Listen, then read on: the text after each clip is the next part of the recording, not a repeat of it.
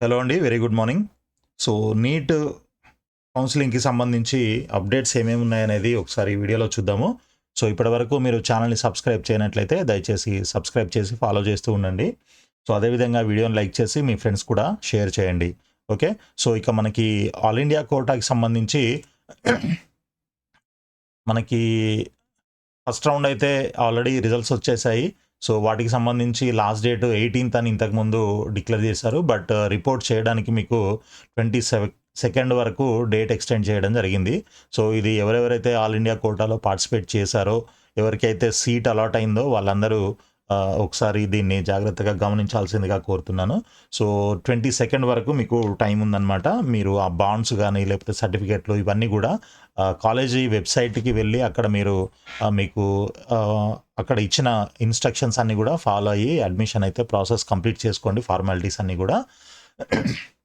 So, ఇది ఒక update అనమాట. నెక్స్ట్ ఇంకొక అప్డేట్ వచ్చేసి మనకి చూడండి.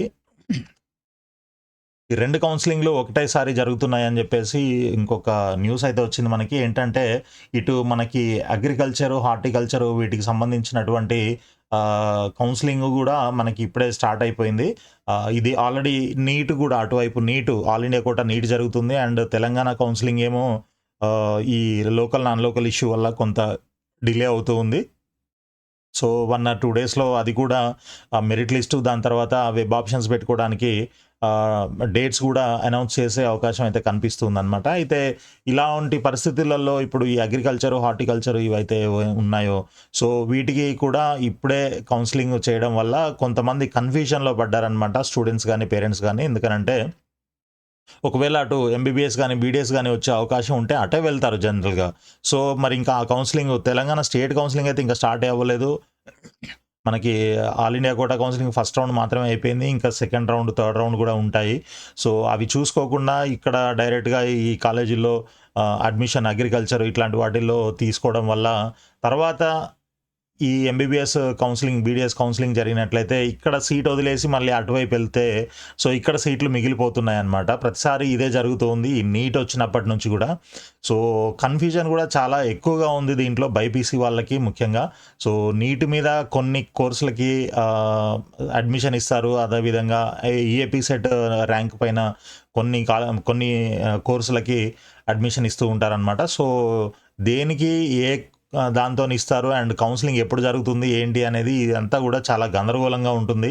సో, దీనికంటూ ఒక ప్రత్యేకంగా ఇప్పుడు ఇంజినీరింగ్ స్టూడెంట్స్‌కి ఏ విధంగా అయితే అన్నీ ఒకటే అన్ని బ్రాంచులు, కాలేజీలు సేమ్ ఇంజినీరింగ్ కాలేజీలే కావచ్చు. బట్ దాంట్లో కూడా ఒక 50 దాకా బ్రాంచులున్నాయి. ఈ సీఎస్ఈ, సీఈఈఈ, మెకానికల్, ఐటీ ఇట్లా రకరకాల బ్రాంచులయితే ఉన్నాయి. వాటన్నిటికీ కలిపి ఒకటేసారి పెట్టేస్తారు.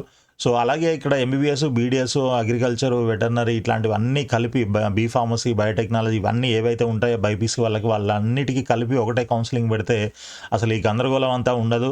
ఎందుకనంటే చాలామందికి తెలియట్లేదు కూడా అసలు ఏ కౌన్సెలింగ్ ఎప్పుడు ఉంటది, ఏ కౌన్సెలింగ్ ద్వారా ఏ కోర్సు ఆఫర్ చేస్తారు, ఏంటి అనే విషయాలు కూడా చాలామందికి కొంత కన్‌ఫ్యూజింగ్‌గా ఉంటుంది. చాలామంది కాల్స్ అవి ఇవి చేస్తూ ఉంటారు కదా! నాకు ఆ విధంగా తెలుస్తుందనమాట. సో, ఇలాంటి కన్‌ఫ్యూజన్ అంతా ఉండకుండా ఉండాలి అనంటే ఈ సింగిల్ కౌన్సెలింగ్ పెడితే బావుంటుందేమో అనేది నా ఉద్దేశం. సో, దీనిపైన మీ అభిప్రాయం కూడా తెలపండి. సో, ఇది మనకి ఈ 2 కౌన్సెలింగ్‌లు ఉండడం వల్ల దాదాపు చూడండి 400 సీట్లు పైగా మిగిలిపోతున్నాయంట. ఈ లాస్ట్ 5 ఇయర్స్‌లో చూసుకున్నట్లయితే. సో, ఇది ఈ పరిస్థితి అనమాట. ఇట్లా జరగకుండా ఉండాలంటే దీనికి ఏదైనా సొల్యూషన్ ఉండాలి. లేదనంటే ఒకదాని తర్వాత ఒకటి ఫస్ట్ నీట్ కౌన్సెలింగ్ అయిపోయిన తర్వాత all India quota, state counselling అయిపోయిన తర్వాత మిగిలిన కోర్సెస్ ఏవైతే ఉంటాయో ఈ అగ్రికల్చర్, వెటర్నరీ ఇట్లాంటివి, బీ ఫార్మసీ, బయోటెక్నాలజీ ఇట్లాంటివి వీటన్నిటికి అలా ఒకదాని తర్వాత ఒకటి చేసుకుంటూ వస్తే మేబీ అది రాకపోతే అప్పుడు నెక్స్ట్ కౌన్సెలింగ్‌లో పార్టిసిపేట్ చేయడానికి అవకాశం ఉంటుంది. అలా గాకుండా ఇటు ముందు గాకుండా, వెనక గాకుండా కొంచెం అటు ఇటుగా 2 ఒకేసారి జరగడం ఇట్లాంటివన్నీ గూడా కొంత ఇబ్బందికైతే గురి చేస్తూ ఉన్నాయి స్టూడెంట్స్‌ని, పేరెంట్స్‌ని.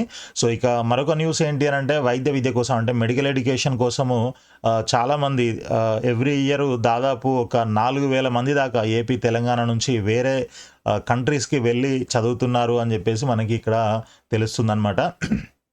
సో, మన దగ్గర మేనేజ్మెంట్ కోటా తీసుకున్నట్లయితే మీకు తెలుసు కదా! 12.5 లక్షలు, 13 లక్షలు కొన్ని కాలేజీల్లో సంవత్సరానికి ఫీజుంది. అది మొత్తం కలిపితే దాదాపు ఒక 60 లక్షలు, 65 లక్షల దాకా అయ్యే అవకాశం ఉంది. అదే ఒకవేళ మీరు ఎన్ఆర్ఐ కోటా తీసుకున్నట్లయితే 1,25,00,000 నుంచి 1,50,00,000 దాకా అయ్యే అవకాశం ఉంటుంది. సో, అంత కాకుండా వేరే కంట్రీకెళ్తే ఒక 30 లాక్స్‌లోనే మీకు మొత్తం ఎంబీబీఎస్ కంప్లీట్ అయిపోయేలాగా ఇంక్లూడింగ్ హాస్టల్ ఇట్లాంటివన్నీ కూడా కొన్ని కంట్రీస్ ఆఫర్ చేస్తూ ఉన్నాయి. సో, అయితే ఇలాంటి యూనివర్సిటీస్ ఏవైతే ఉన్నాయో అవి ఒకవేళ మీరు అలాంటి వాటికి వెళ్ళదలుచుకుంటే మీరు ఖచ్చితంగా వాటిని 1కి 4 సార్లు మీరు వెరిఫై చేసుకొని క్రాస్ చెక్ చేసుకొని అవన్నీ కూడా మన దీని ప్రకారం ఉన్నాయా, ఎన్ఎంసి గైడ్లైన్స్ ప్రకారంగా ఉన్నాయా లేవా అనేది తెలుసుకొని మాత్రమే అలాంటి వాటికి ఇంట్రెస్ట్ చూపియండి అని చెప్తున్నాను. అయితే ఇక్కడ దీనికి సంబంధించి కొన్ని డీటెయిల్స్ మనకి దీంట్లో ఉన్నాయి, చూద్దాము. సో, ఎన్ఎంసి గైడ్లైన్స్ అమలు చేస్తున్నాయి కొన్ని విశ్వవిద్యాలయాలు మాత్రమే. So, foreign medical graduate examination ఎఫ్ఎంజిఈ అని ఉంటుంది. రాసి ఉత్తీర్ణత సాధించే వారి శాతం బాగా పెరిగింది. గతంలో ఇది 20% ఉండగా ఇప్పుడు 33%కి పెరిగింది. సో, 2 కారణాలతో ఇక్కడ విద్యార్థులు విదేశాలకు క్యూ కడుతున్నట్లు ఆ వర్గాలు రష్యా, ఉక్రెయిన్, ఫిలిప్పైన్స్, కిర్గిస్తాను, ఉజ్బెకిస్తాను యూనివర్సిటీలు ఎన్ఎంసి మార్గదర్శకాలను పాటిస్తున్నాయి. భారతీయ విద్యార్థులను ఆకర్షించేందుకు 6 ఏళ్లలో వైద్య విద్య కోర్సుతో పాటు ఇంటర్న్‌షిప్‌ను కూడా పూర్తి చేసేలా నిబంధనలు రూపొందించుకున్నాయి. అలాగే ఎడ్యుకేషన్ అంటే టీచింగ్ కూడా ఇంగ్లీష్‌లోనే ఉండేలా వాళ్ళు ప్లాన్ చేసుకున్నారనమాట. సో, విదేశాల్లోనైతే తక్కువ ఖర్చుతో వైద్య విద్యను పూర్తి చేసే అవకాశం ఉండడం కూడా ఆ వైపు విద్యార్థులు, తల్లిదండ్రులను ఆకర్షిస్తుంది. రాష్ట్రంలో యాజమాన్య కోటాలో ఎంబీబీఎస్ పూర్తి చేయాలంటే కనీసం 50 నుంచి 60 లక్షలు కావాలి. ఎన్ఆర్ఐ కోటాలో అయితే 1,25,00,000 దాకా అవుతుంది. సో, విదేశాల్లోనైతే ఇంక్లూడింగ్ హాస్టల్, ఇన్సూరెన్స్ ఇవన్నీ కలుపుకొని 30 లక్షల్లోనే ఎంబీబీఎస్ పూర్తి చేసే అవకాశం కనిపిస్తుందనమాట. సో, ఈ లెక్కలన్నీ చూసుకుంటే పేరెంట్స్ మరి తక్కువలో అయిపోతుంది కదా అని చెప్పేసి అక్కడనే కొంతమంది అటు పంపించడానికి మొగ్గు చూపుతున్నారు వేరే కంట్రీస్‌కి. సో, అందులో కూడా మీకు మెయిన్ అంటే డిఫరెన్స్ ఏంటి అని అంటే అక్కడ వాతావరణం ఎలా ఉంటుంది, ఫుడ్ ఎలా ఉంటుంది, అక్కడ ఏ లాంగ్వేజ్‌లో టీచ్ చేస్తారు, ఇలాంటివి ఉంటాయన్నమాట. సో, ఇవన్నీ కూడా మనకి తగినట్లుగా అంటే ఇండియన్ స్టూడెంట్స్‌కి తగినట్లుగా ఉండేలాగా ఆ యూనివర్సిటీస్ ప్లాన్ చేస్తున్నాయి కాబట్టే కొంతమంది అక్కడికి వెళ్ళి అక్కడ చదువుకుంటున్నారనమాట. సో, ఈ ఫారెన్ మెడికల్ గ్రాడ్యుయేట్ ఎగ్జామినేషన్ ఏదైతే ఉందో ఎఫ్ఎంజిఈ, సో, ఇది కూడా కొంత మరి ఇంతకుముందు చాలా టఫ్‌గా ఉండేది. ఇప్పుడు అంత లేదు, కొంచెం తగ్గింది. కాబట్టి ఇప్పుడు 20% నుంచి 33%కి అది పాస్ అయ్యే వాళ్ళ సంఖ్య అయితే పెరిగిందని చెప్పేసి మనకి తెలుస్తుందనమాట. సో, ఇవన్నీ దృష్టిలో పెట్టుకొని ఈ తక్కువలో ఇప్పుడు ₹1,00,00,000 పెట్టే బదులు 30 లక్షల్లో, 40 లక్షల్లో మనకి అయిపోతుంది అని అంటే అది బెటరే కదా! ఎంబీబీఎస్ అయిపోతుంది అని అంటే. సో, ఒక 4, 5 సంవత్సరాలు అక్కడ ఉండి 5 సంవత్సరాలు, 6 సంవత్సరాలు ఆ తర్వాత ఇక్కడికి వచ్చి ఆ ఎగ్జామ్ పాస్ అయిపోతే ఇక్కడే మీరు సెటిల్ అవ్వచ్చు. కాకపోతే మళ్ళీ మీకు పీజీ చేయడానికి కొన్ని కండిషన్స్ ఉంటాయి కదా! ఇక్కడ మీకు తెలుసు కదా! సో, ఆ కండిషన్స్ కూడా ఆలోచించుకోండి. అది ఇక్కడైతే లేదు దీంట్లో. ఎందుకంటే అక్కడ ఎక్కడైతే మీరు ఎంబీబీఎస్ చదువుతారో అక్కడే మీరు లోకల్ అవుతారు కాబట్టి పీజీకి. సో, అది కూడా మీరు దృష్టిలో పెట్టుకోండి. ఓకే. సో, అదొకటనమాట. సో, నెక్స్ట్ కాగా రాష్ట్రంలో ప్రభుత్వ, ప్రైవేట్‌తో కలిపి 63 వైద్య కళాశాలలు ఉండగా వాటిలో 9,000 వరకు ఎంబీబీఎస్ సీట్లున్నాయి. మరో 3 ఏళ్ల తర్వాత ఏటా కాలేజీల నుంచి 10,000 మంది వరకు ఎంబీబీఎస్ వైద్యులు బయటకొస్తారు. ఈ సంఖ్యకు విదేశాల్లో చదువు పూర్తి చేసుకొని వచ్చేవారి సంఖ్య అదనం.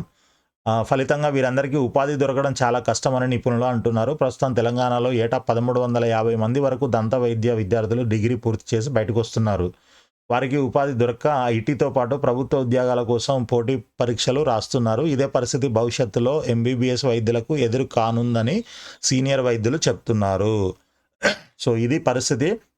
సో, ఇవన్నీ కూడా దృష్టిలో పెట్టుకొని ఇంకా మీకు అదర్ ఆప్షన్స్ అంటే ఇంత ఖర్చు పెట్టకుండా అదర్ ఆప్షన్స్ ఏమున్నాయనేది కూడా మీరు ఒకసారి ఆలోచించి నిర్ణయం తీసుకుంటే బాగుంటుంది.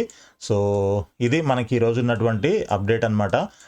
ఇవన్నీ కూడా మీకు ఉపయోగపడతాయని చెప్పేసి ఇవన్నీ కలెక్ట్ చేసి మీకు ఎక్స్ప్లెయిన్ చేయడం జరుగుతుంది. సో, వీడియోని లైక్ చేసి మీ ఫ్రెండ్స్ కూడా షేర్ చేయండి. అదేవిధంగా ఛానల్ని సబ్స్క్రైబ్ చేసి ఫాలో చేస్తూ ఉండండి. అప్డేట్స్ అన్నీ ఎప్పటికప్పుడు వస్తూ ఉంటాయి. సో, ఆల్ ది బెస్ట్ అండి. Thank you so much for watching the video.